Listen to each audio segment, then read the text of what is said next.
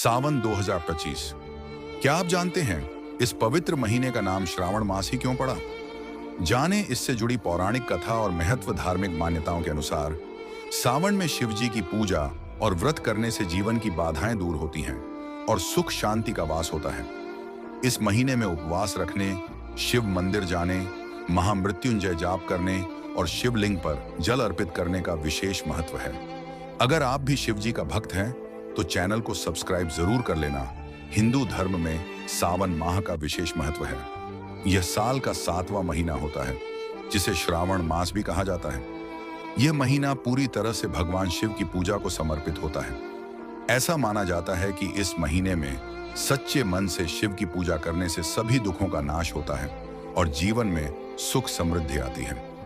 शिव पुराण में कहा गया है कि सावन के महीने में शिवलिंग पर जल अर्पित करने से विशेष पुण्य मिलता है।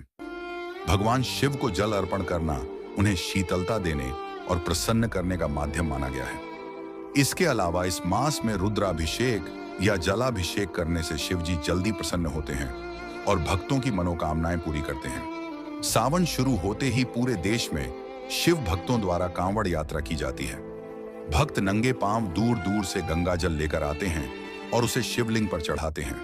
साथ ही व्रत रखते हैं और पूरे महीने भक्ति भाव में लीन रहते हैं।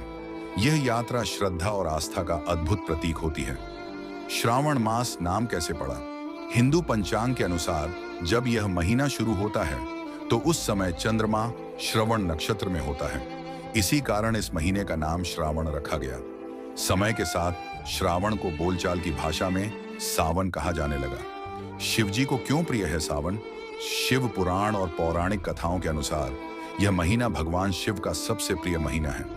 एक मान्यता यह भी है कि माता पार्वती ने सावन के महीने में ही भगवान शिव को पाने के लिए कठोर तप किया था और सोमवार का व्रत रखा था। भगवान शिव उनकी तपस्या से प्रसन्न होकर उन्हें पत्नी रूप में स्वीकार किया था। तभी से सावन के सोमवार का विशेष महत्व है। समुद्र मंथन पौराणिक कथा के अनुसार जब देवता और असुरों ने समुद्र मंथन किया था तो उसमें सबसे पहले हलाहल नामक विष निकला। उस विष से सृष्टि को खतरा था। तब भगवान शिव ने उस विष को पी लिया जिससे उनका गला नीला हो गया और वे नीलकंठ कहलाए। विष के प्रभाव को शांत करने के लिए देवताओं ने उन्हें जल अर्पित किया। तभी से सावन में शिवजी को जल चढ़ाने की परंपरा शुरू हुई।